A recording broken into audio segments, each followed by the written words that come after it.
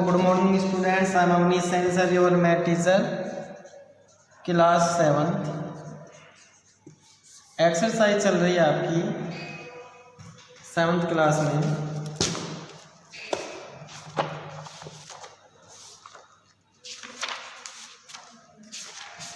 Six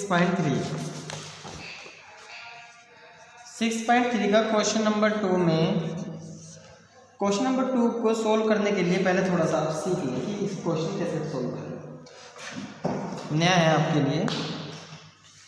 ये जो straight line होती है जिस पर 180 का एंगल होता है, पता है ना? तो इसको स्ट्रेट लाइन बोलते हैं। तो जो स्ट्रेट लाइन होती है इसके ऊपर यदि आप एंगल बना दिए जाए, देखो ये मान लीजिए आपका ये एक लाइन ड्रॉ कर दी, तो ये एंगल और ये एंगल दोनों मिल गए, तो हमेशा यो लीनियर पेयर कहलाता है। और जो लीनियर पेयर होता है, मान लीजिए एंगल 1 और ये एंगल 2, इन दोनों का सम 180 होता है, यो कहलाता है आपका लीनियर पेयर। क्लियर? एक तो ये आपको पता होना चाहिए। नेक्स्ट, यानी कि आप 2 ही हो सकते हैं इस लाइन पर जितने भी आपके एंगल बनेंगे। देखो 1, 2 और 3, ये एंगल 1, ये एंगल 2 और ये एंगल 3, तब ये कम्प्लीटली आपकी 180 की होती है। तो एंगल 1, एंगल 2, एंगल 3, इन तीनों का सम भी 180 होगा लीनियर पेयर के अकॉर्डिंग। ये कहलाती है लीनियर पेयर लाइन। तो लीनियर पेयर में सभी का सम 180 के इक्वल होता है। दूसरा कंसेप्ट सीखें। हमारे पास ये 2 लाइन्स हैं। मान लीजिए एक लाइन आपकी ए बी और एक लाइन आपकी सी ओ डी।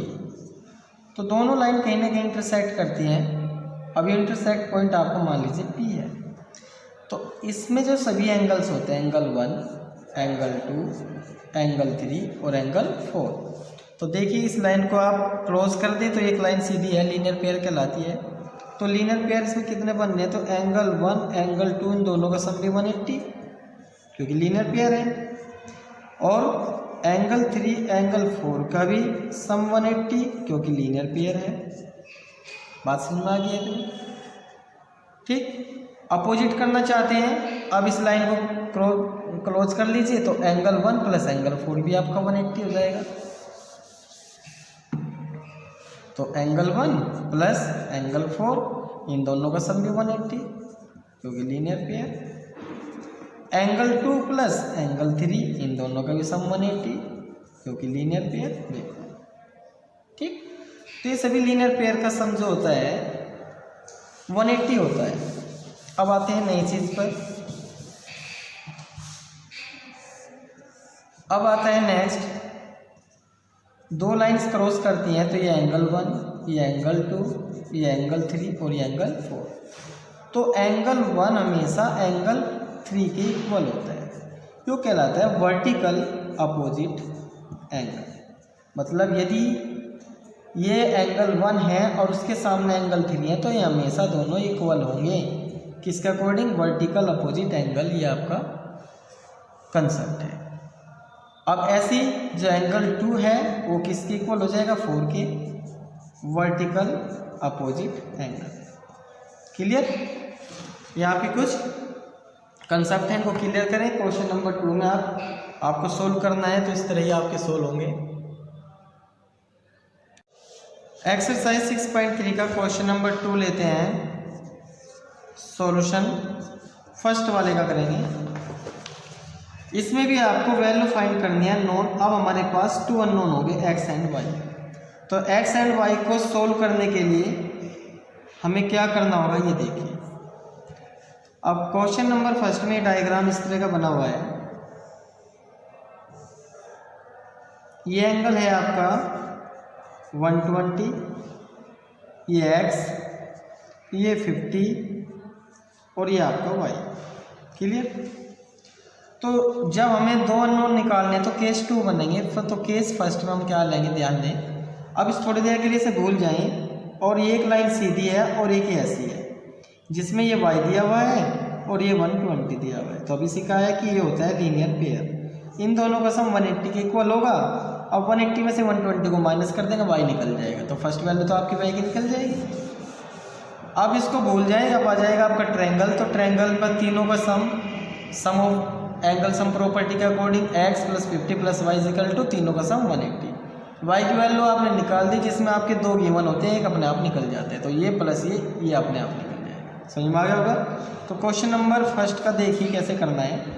तो सबसे पहले हम क्या लिखेंगे कि जो एंगल y है प्लस 120 के सम के इक्वल होगा 180। क्यों होगा, अभी सिखाया है कि वो होता है लीनियर पेयर। यहाँ से y निकल जाएगा, 180 में से आप माइनस 120 कर दें तो y इजिकल टू आपका आ जाएगा 60। ये फर्स्ट आंसर आपका आ गया। नाउ अब हमें दूसरे वाला निकालना है, सेकंड वाला। तो केस सेकंड, तो केस सेकंड में तीनों का सम मान लीजिए एंगल x, नहीं इसको एंगल 1 प्लस एंगल 2 और plus angle 3 is equal to 180। Angle sum property, किसी भी क्लोज ट्रायंगल का सम 180 होता है। अब एंगल 1 हमें दिया हुआ है x, 2 हमने मान लीजिए y और थर्ड हमारा 50 इजिकल टू 180। y की वैल्यू पुट कर देंगे तो x प्लस y हमारा कितना है 60 और प्लस 50 इजिकल टू 180। दोनों का सम x प्लस 110 इजिकल टू 180। तो x फाइंड हो जाएगा, 180 में से 110 को माइनस कर दें तो x इजिकल टू आ जाएगा आपका 70। क्लियर। तो x की वैल्यू आपकी 70 आ जाएगी और y की वैल्यू आपकी 60 आ जाएगी। आई होप आपको दोनों अननोन पता चल गए हैं, आपको इस तरह ये सोल्व कर देंगे। नेक्स्ट लेते हैं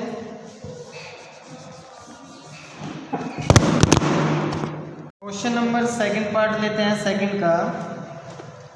इसमें इस तरह का डायग्राम दे रखा है, ये आपका 80, ये y, ये आपका 50 और ये आपका x। तो सेम प्रोसीजर रहेगा x एंड y की वैल्यू निकालने के लिए। हम केस फर्स्ट, तो केस फर्स्ट में देखो ये वर्टिकल अपोजिट है, क्योंकि दोनों लाइन किस तरह हो रही, इस तरह क्रॉस हो रही, तो ये वाला इसके अपोजिट हो जाएगा वर्टिकल। तो हम क्या लिख देंगे कि y इज इक्वल टू 80। क्यों आए, वर्टिकल अपोजिट एंगल। फर्स्ट तो आपको अपने आप मिल गया है। अब केस सेकंड, अब केस सेकंड में नाउ अब क्लोज डायग्राम बन गया है, angle 1 angle 2 angle 3, angle 1 angle 2 angle 3 is equal to 180। Angle sum property ये लिखने जरूरी है। तो एंगल 1 हमने x ले लिया, एंगल 2 y ले लिया है, किसी को भी रिपीट कर सकते हैं आप, 50 इज इक्वल टू 180। अब x y की वैल्यू तो हमें पता है कि y की वैल्यू हम यहाँ पर पुट कर देंगे तो 80 plus 50 is equal to 180। x plus 130 हो जाएगा दोनों को प्लस करके और इज इक्वल टू 180। तो x इज इक्वल टू 180 में से 130 को माइनस कर देंगे तो x इज इक्वल टू आपका 50 आ जाएगा। तो एक तो आपका 50 आ गया और y आपका 80 आ। आई होप आपको अच्छी तरह से क्वेश्चन समझ में आ गए होंगे। क्वेश्चन नंबर 2 के बाकी जो पार्ट बचे हुए हैं आपके होमवर्क रहेंगे, आप उन्हें अच्छी तरह से करें। आज के लिए इतना ही, थैंक यू।